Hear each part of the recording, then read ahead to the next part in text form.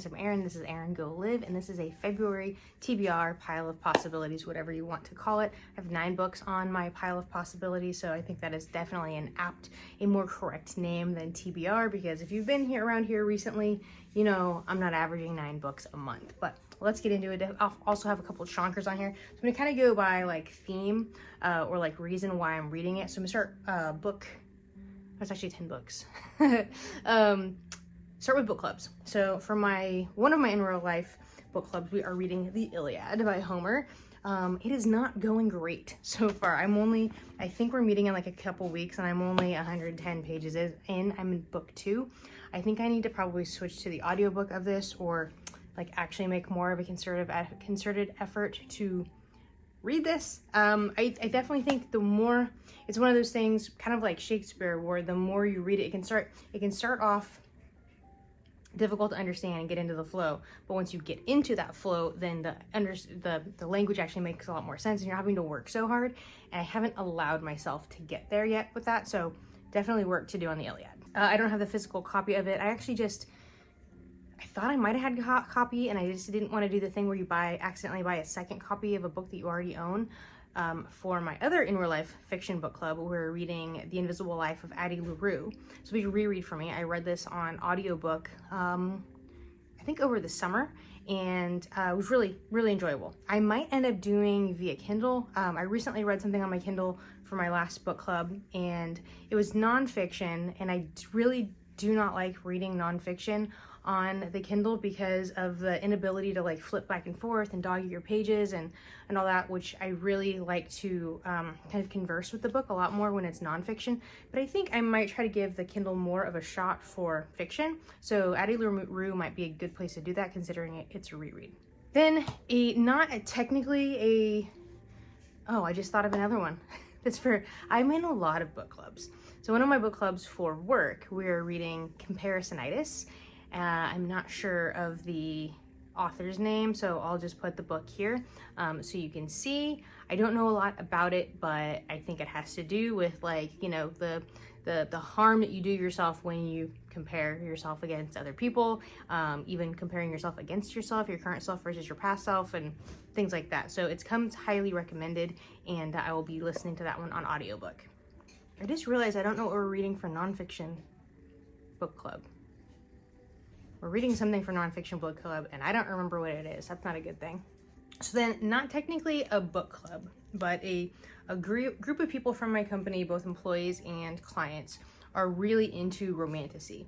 And there has been talk of maybe like a Throne of Glass buddy read or something like that. I've never read any Sarah J. Maas.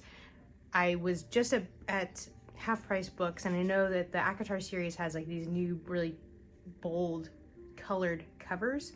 That is really difficult for me to say.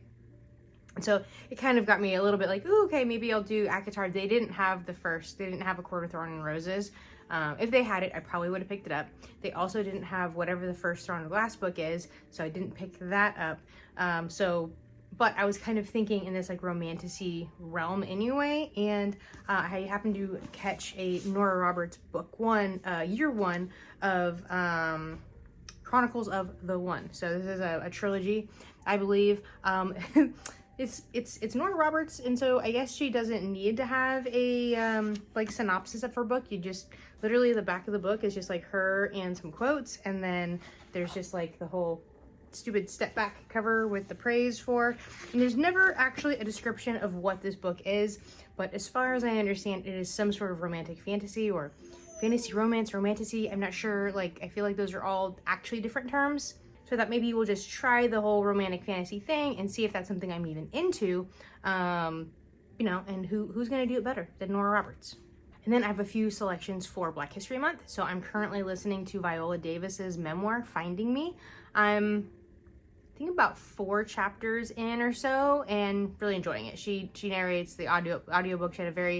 She comes from a very poor family, and that's kind of the beginning parts that we're getting. Is just really an understanding of her roots, where she comes from, and the level of poorness that her family experienced. Then another book I have started, this is Charmaine Wilkerson's Black Cake. So this book starts off with the reading of a will, and it has to be done in a very specific way. So these two adult brother and sisters, Benny and Byron and Benny are called together in the presence of the lawyer, and there's an audio narrated will by their mother that they have to be together in the presence of the lawyer and listen to it. And then the story is told in there's like a kind of like a family history bomb she drops in this, and information that they have never known of. And it's basically the story is going to be us via Byron and Benny getting coming to learn about the history of their family and what Black Cake has to do with it. And it's told in very, very short, choppy chapters, at least so far. And sometimes it's from the perspective of a person like Byron or Mitch, the lawyer, or sometimes it's literally just like the recording, something like that, like the actual recording. The recording there. So far really enjoying this, and I like the propulsive way that it's told in those really short, sharp, staccato like chapters. Then we have James McBride's Deacon King Kong. This is one of those books that's just been sitting on my shelves for a long time. This came out a handful of years ago and was quite popular back then. I didn't actually realize until I was flipping through the back how prolific James McBride actually is. And this book has to do with drug violence in Brooklyn. Is it Brooklyn? Yeah, Brooklyn in 1969, and the pastor of a church shoots dead the local drug dealer, and story ensues. My final three selections are in honor of Jennifer Brooks for the We Love Jenny readathon. If you've not heard the news, sadly, Jennifer Brooks has passed away far, far too young. In memory of Jenny, a few booktubers put together a readathon to remember her, to honor her, and the idea is basically read books that remind you of Jenny, that you know of because of her, that were her favorites, or on subject matters that she really loved. So I have 3 such books. So I looked at her. She recently did my favorite books of all time video.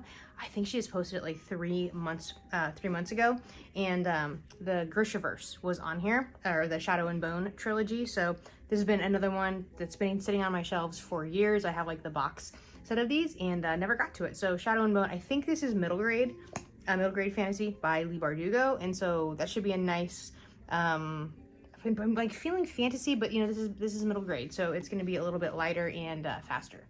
One of Jenny's favorite books of 2023 was The Villa by Rachel Hawkins. She was the author of The Wife Upstairs, which I didn't read, but I heard a lot about.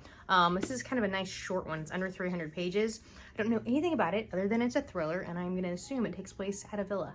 And finally, I'm kind of bookending this with 2 chonkers. I have Ken Follett's latest addition to the Kingsbridge saga, novels, whatever he's calling it. This is The Armor and the Light. Jenny loved history, and particularly Napoleon, and this new Follett actually takes place in Kingsbridge, as the Kingsbridge novels do, during the time of Napoleon. So I'm really interested in getting into this one. It looks gigantic, but actually for Ken Follett, this is actually not long. he must have really pared this down to get this to under 800 pages. Pillars of the Earth which is the first of the Kingsbridge novels, is my favorite book of all time. I think I've read it 3 times at this point, probably due for a reread, but definitely happy to get back into Kingsbridge. And if you're unfamiliar, the Kingsbridge, the Pillars of the Earth, the first one takes place, I think it's the 1100s, and it's essentially about the building of a cathedral. Far more complex than that, but that's kind of what the plot centers around, and it's a beautiful book. It was recommended to me by a nurse 10 years ago, maybe not quite that long ago, but he had said that these 2 characters, kind of like the main like love story in the book, this nurse said that my late husband and I reminded him of those characters, and he loves this book, and that was the reason I got into it. And I think I've read all of them so far. The one, I can't think of the name of it, but the one that has to do with the Reformation was really, really fantastic. So this one will be really interesting to read. I don't know like hardly anything about Napoleon, so I think it'll be a really interesting way to explore that part of history through a Kingsbridge novel. I haven't done this in quite a while, so these are the books, plus a few more that I hope to get to in the month of February. I'd love to know if you've read any of these. Are you a Follett fan like me? Do you get into those huge chunky books of Follett's or anything else on this list? What are you reading in February? How are you remembering Jennifer Brooks? Thank you for watching. Remember, every day is a great day for a great day, no matter what.